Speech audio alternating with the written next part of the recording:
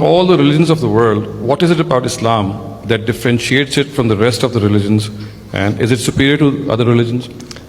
اس سوال میں ایک مغالطہ ہے، پہلے اس کو دور کر لیں.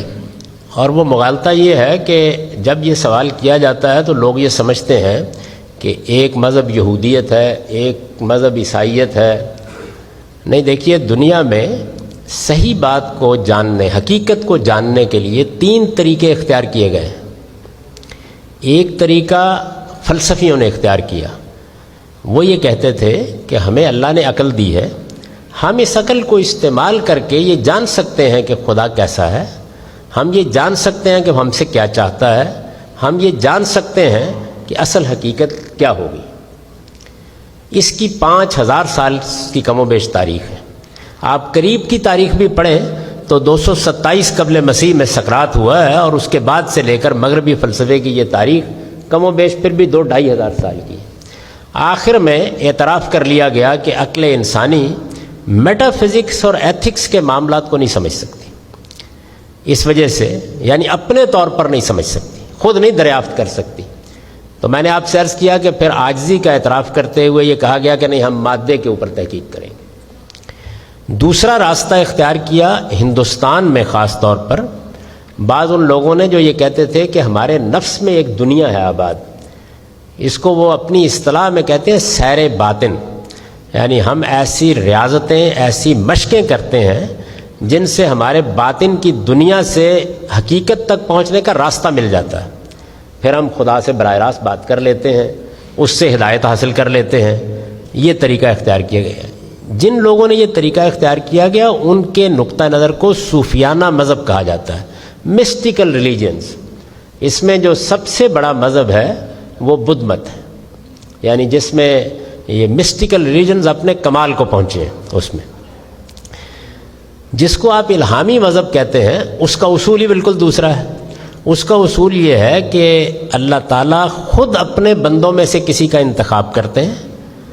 یعنی وہ کوئی ریاضت نہیں کرتا، وہ کوئی چلہ نہیں کرتا، وہ کسی غار میں بیٹھ کر کوئی مراقبہ نہیں کرتا، بلکہ اللہ اس کا انتخاب کرتے ہیں اور انتخاب کر کے اس کو اپنا میسنجر، اپنا پیغامبر بنا دیتے ہیں، اور پھر ان کے ذریعے سے انسانوں کو اپنی ہدایت پہنچاتے ہیں. تو اس لحاظ سے حقیقت تک پہنچنے کے 3 طریقے اختیار کیے گئے: عقل کے ذریعے سے حقیقت تک پہنچنا، سیر باطن یا نفسی مشاہدات کے ذریعے سے پہنچنا، اور الہامی مذہب. الہامی مذہب میں کیا ہے کہ خدا حقائق بتا دیتا ہے، عقل اس کو سمجھ لیتی ہے. یعنی یہاں دریافت نہیں کرتی بلکہ اس کو سمجھتی ہے. یہاں بھی عقل ہی کام کرتی ہے، لیکن روشنی مل جاتی ہے تو پھر اس کو وہ سمجھ لیتی ہے. تو یہ جو الہامی مذاہب ہیں ان کے بارے میں قرآن نے ہم کو بتایا کہ یہ اصل میں الگ مذاہب ہی نہیں ہیں، ایک ہی مذہب، ایک ہی دین ہے جو اللہ نے آدم علیہ السلام سے دینا شروع کیا. تمام پیغمبر اسی کو لے کے آئے ہیں. محمد الرسول اللہ صلی اللہ علیہ وسلم تک سب پیغمبر ایک ہی دین پیش کرتے رہے ہیں. تو کچھ فرقے اس دین میں محمد الرسول اللہ سے پہلے بن گئے. اس دین میں، اسلام میں کچھ فرقے محمد الرسول اللہ سے پہلے بن گئے، وہ یہودی اور نصرانی. کچھ فرقے ان کے جانے کے بعد بن گئے، وہ دیوبندی، بریلوی، اہل حدیث. تو ایک ہی دین ہے اسلام، ایک ہی دین ہے. تو اس وجہ سے الہامی مذاہب میں کوئی تفریق نہیں ہے، اور ان سب کا میسج بھی ایک ہی ہے. وہ کیا ہے؟ اس کائنات کا ایک خالق ہے، ایک دن اس کے سامنے جواب دہ ہونا ہے. جواب دہی کی بنیاد کیا ہے؟ صحیح علم اور صحیح عمل. بس یہ میسج.